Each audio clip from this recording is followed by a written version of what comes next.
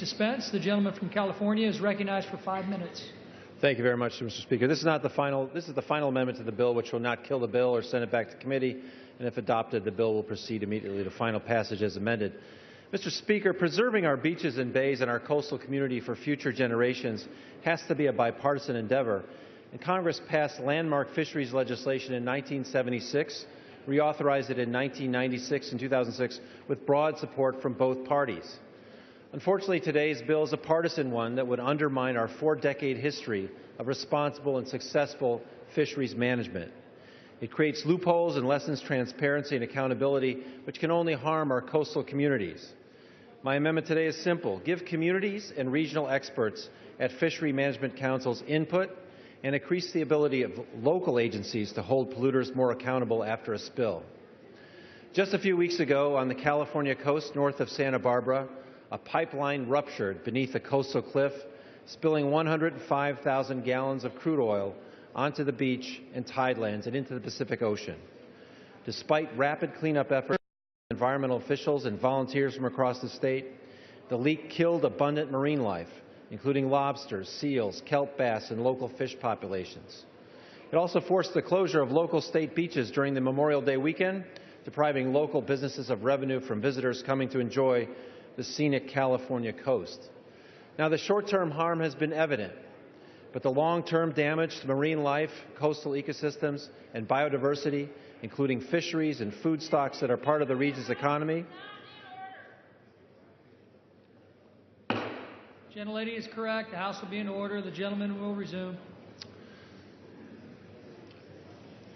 The fisheries and food stocks that are part of the region's economy, that damage won't be known for some time.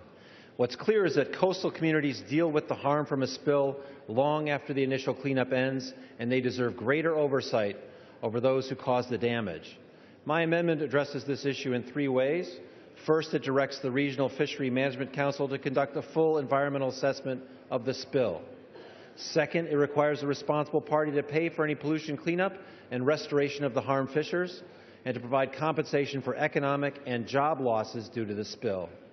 And third, it protects public safety and food quality by requiring that polluters pay for testing of toxins in fish and in local waters to help fishermen determine the safest areas for fishing.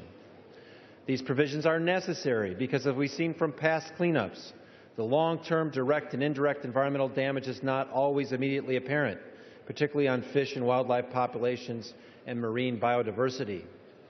This is our experience, for example, despite massive cleanup efforts following the infamous Exxon Valdez oil spill in 1989.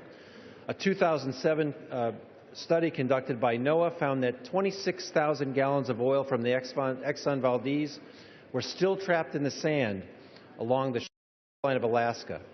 Those thousands of gallons of oil that remain decades later continue to damage fragile marine ecosystems and wildlife habitat and breeding grounds.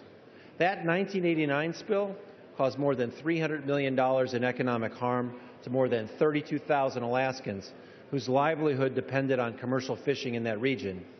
And in Santa Barbara, where last month's spill occurred, tourism both on and offshore are central to the regional economy and will undoubtedly be harmed by this pollution.